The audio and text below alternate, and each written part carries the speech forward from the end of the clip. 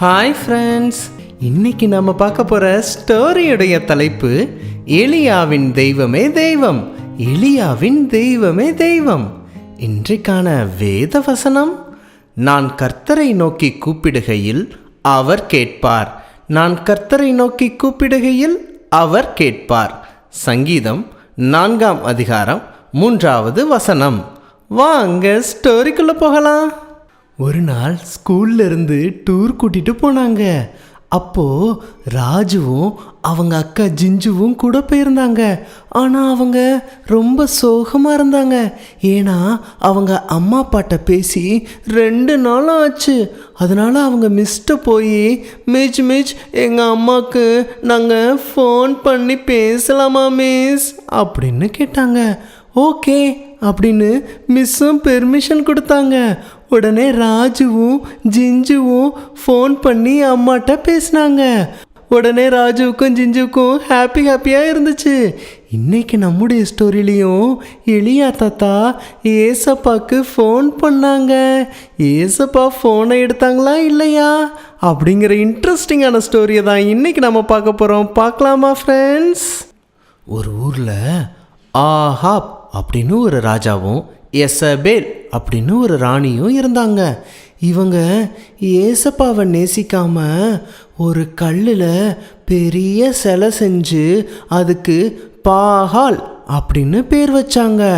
அவங்க பாகாலை தான் தெய்வமாக வணங்கினாங்க. அவங்க மட்டும் இல்லை, அவங்களுடைய ஊரில் உள்ள எல்லாரையும் நீங்கள் எல்லாரும் பாகாலை தான் தெய்வமாக வணங்கணும் அப்படின்னு சொன்னாங்க.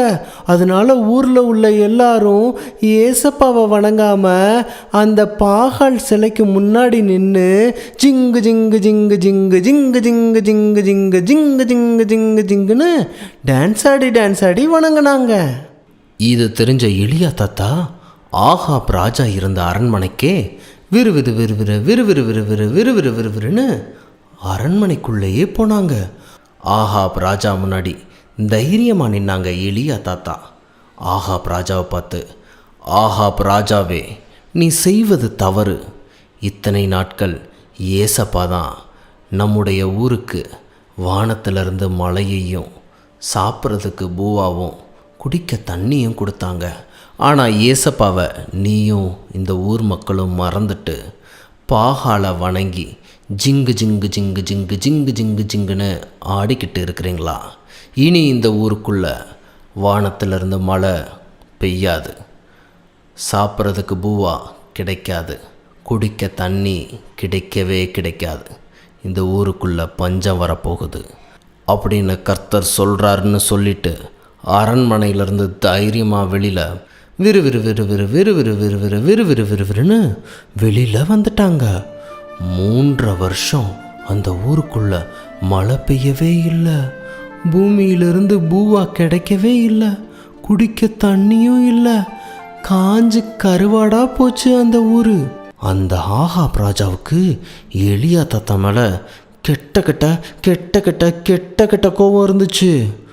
3 வருஷம் கழிச்சு எலியா தாத்தா ஆகாப் ராஜாவை பார்க்கறதுக்கு வந்தாங்க. உடனே ஆகாப் ராஜா எலியா தாத்தாவை பார்த்து சொன்னார், எலியா தாத்தாவே, உங்களால் தான் எங்கள் ஊருக்குள்ளே எவ்வளவு பிரச்சனை, எத்தனை நாள் பிரச்சனை அப்படின்னு சொன்னார். உடனே எலியா தாத்தா சொன்னார், நான் காரணம் கிடையாது, உன்னாலையும் உன்னுடைய குடும்பத்தாலையும் தான் இவ்வளவு பிரச்சனை. உங்கள் ஊரில் உள்ளவங்க எல்லாரும் பாகால் முன்னாடி ஜிங்கு ஜிங்கு ஜிங்கு ஜிங்கு ஜிங்கு ஜிங்குன்னு டான்ஸ் ஆடினது தான் இவ்வளவு பிரச்சனைக்கும் காரணம். அங்கே தெரியுது பார்த்தியா கர்மேல் மலை, அந்த மலைக்கு பாகால் தெய்வத்தை வணங்குறவங்க எல்லாரையும் வர சொல்லு. இன்னைக்கு பாகால் உண்மையான தெய்வமா கர்த்தர் உண்மையான தெய்வமானு அங்கே நான் நிரூபித்து காட்டுறேன் அப்படின்னு எலியா தாத்தா சொல்லிட்டு கிளம்பிட்டாங்க. உடனே ஆகாப் ராஜா ஊரில் உள்ள எல்லாரையும் கூட்டி, பாகாலை தெய்வமாக வணங்குகிறவர்களே, நீங்கள் உடனே கர்மேல் மலைக்கு போங்கள். பாகால் உண்மையான தெய்வமா ஏசப்பா உண்மையான தெய்வமானு இன்னைக்கு எலியா நிரூபிக்க போகிறாராம். உடனே போங்க அப்படின்னு சொன்னாங்க. எலியா தாத்தா சொன்ன மாதிரியே பாகாலை வணங்குறவங்க எல்லாரும் கர்மேல் மலைக்கு வந்துட்டாங்க. உடனே எலியா தாத்தா அவங்கள பார்த்து பேச ஆரம்பித்தாங்க.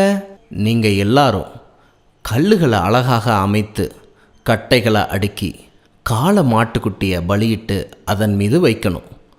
ஆனால் நெருப்பை மூட்டவே கூடாது. நானும் அழகாக கல்லுகளை அமைத்து கட்டைகளை அடுக்கி காளை மாட்டுக்குட்டியை பலியிட்டு அதன் மீது படுக்க வைப்பேன். நெருப்பு மூட்டவே மாட்டேன். நீங்கள் உங்களுடைய தெய்வமான பாகாலை நோக்கி ஃபோன் பண்ணி ப்ரேயர் பண்ணி ஜெபம் பண்ணி கூப்பிடணும். நானும் என்னுடைய தெய்வமான ஏசப்பாவை நோக்கி ஜெபம் பண்ணி ப்ரேயர் பண்ணி ஃபோன் பண்ணி கூப்பிடுவேன். நீங்கள் கூப்பிட்றத கேட்டு உங்களுடைய பாகால் தெய்வம் வானத்திலிருந்து அக்னியை இறக்கி உங்கள் காளை மாட்டுக்குட்டியை அப்படியே எடுத்துக்கிட்டாங்க அப்படின்னா உங்கள் தெய்வம் தான் உண்மையான தெய்வம். என்னுடைய ஜெபத்தை கேட்டு என்னுடைய ஏசப்பா வானத்திலிருந்து அக்னி இறக்கி என்னுடைய காளை மாட்டுக்குட்டியை எடுத்துக்கிட்டா என்னுடைய ஏசப்பா தான் உண்மையான தெய்வம். இந்த காம்படிஷனுக்கு நீங்கள்லாம் ஓகேவா அப்படின்னு கேட்டாங்க. உடனே எல்லாரும் okay okay okay okay okay okay okay ஓகேன்னு தலைய ஆட்டினாங்க. உடனே எலியா தாத்தா சொன்னாங்க, நீங்கள் அதிக பேராக இருக்கிறதுனால முதல்ல நீங்களே உங்களுடைய பாகால் தெய்வத்தை நோக்கி கூப்பிட ஆரம்பிங்க அப்படின்னு சொன்னாங்க. உடனே அங்கே உள்ள எல்லாரும் கல்லுகளை அமைத்து கட்டைகளை அடுக்கி காளை மாட்டுக்குட்டியை பலியிட்டு அதன் மீது வைத்து பாகாலே வாங்க பாகாலே வாங்க ஜிங்கு ஜிங்கு ஜிங்கு ஜிங்கு ஜிங்கு ஜிங்கு ஜிங்கு ஜிங்கு பாகாலே வாங்க பாகாலே வாங்க ஜிங்கு ஜிங்கு ஜிங்கு ஜிங்கு ஜிங்கு ஜிங்கு ஜிங்கு ஜிங்குன்னு காலையிலேருந்து டான்ஸ் ஆடி பாகாலை நோக்கி கூப்பிட்டாங்க. ஆனால் பாகால் வந்த பாடு இல்லை. அப்போ அவங்க டயர்டாகி பாகாலே வாங்க பாகாலே வாங்க ஜிங்கு ஜிங்கு ஜிங்கு ஜிங்கு ஜிங்கு ஜிங்கு ஜிங்கு ஜிங்குன்னு டயர்டாயிட்டாங்க. உடனே எலியா தாத்தா சொன்னாங்க, காலையிலேருந்து சாயங்காலம் வரைக்கும் நீங்கள் கூப்பிட்டுக்கிட்டு இருக்கிறீங்க. உங்கள் பாகால் தெய்வம் ஃபோனை எடுக்கவும் இல்லை, இங்கே வானத்திலேருந்து அக்னியை இறக்கவும் இல்லை. சரி, நான் போய் என்னோடய ஏசப்பாட்டை போய் ப்ரேயர் பண்ண போகிறேன் அப்படின்னு சொல்லிட்டு அழகாக கல்லுகளை அமைத்தாங்க, கட்டைகளை அடுக்குனாங்க, காளை மாட்டுக்குட்டியை பலியிட்டு அதன் மீது படுக்க வச்சாங்க. அது மட்டும் இல்லை, அங்கே உள்ள எல்லாரும் அவங்கள நம்பணுங்கிறதுக்காக அது மேலே 4 குடம் தண்ணியவும் ஊற்ற சொன்னாங்க. குடம் தண்ணி ஊற்றுனாங்க, இன்னொரு குடம் தண்ணி ஊற்றுங்க அப்படின்னு சொன்னாங்க. 2வது குடம் தண்ணி ஊற்றுனாங்க, 3வது குடமும் தண்ணி ஊற்றுங்க அப்படின்னு சொன்னாங்க. அப்படியே நிறைய தண்ணி ஊற்றி அந்த கல்லுகளை சுற்றி தண்ணி தேங்கி கிடக்கிற அளவுக்கு தண்ணியை சொதன்னு ஊற்றிட்டாங்க. ஃப்ரெண்ட்ஸ், தண்ணி அதிகமாக இருந்தால் வானத்திலிருந்து அக்னி வந்தால் எரியவே எரியாதுல்ல. என்ன நடக்குதுன்னு பார்க்கலாமா ஃப்ரெண்ட்ஸ்? உடனே எலியா தாத்தா ஏசப்பாவை நோக்கி ஜெபம் பண்ண ஆரம்பித்தாங்க. அன்புள்ள ஏசப்பா, நீங்கள் தான் உண்மையான தெய்வம்னு இந்த பாகாலை வணங்குகிறவர்களுக்கு முன்பாக நிரூபியுங்க. வானத்திலிருந்து அக்னியை இறக்கி என்னுடைய காளை மாட்டுக்குட்டியை பரிசாக எடுத்துக்கோங்க. அப்போதான் இந்த ஜனம் நீங்கள் தான் உண்மையான தெய்வம், நீங்கள் தான் உயிருள்ள தெய்வம் அப்படின்னு நம்புவாங்க அப்படின்னு ஜெபம் பண்ணாங்க. உடனே வானத்திலிருந்து அக்கினி இறங்கி காளை மாட்டுக்குட்டியை அப்படியே எடுத்துக்கிச்சு, விறகு கட்டை எல்லாத்தையும் அப்படியே எடுத்துக்கிச்சு. ஃப்ரெண்ட்ஸ், இதை பார்த்த உடனே அங்கே உள்ள எல்லாரும் ஏசப்பா தான் உண்மையான தெய்வம், ஏசப்பா தான் உயிருள்ள தெய்வம் அப்படின்னு சொன்னாங்க.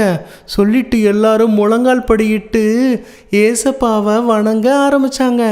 ஏசப்பா தான் உண்மையான தெய்வம், ஏசப்பா தான் உயிருள்ள தெய்வம், ஏசப்பா தான் உன்னை மீட்ட தெய்வம், ஏசப்பா தான் உண்மையான தெய்வம்.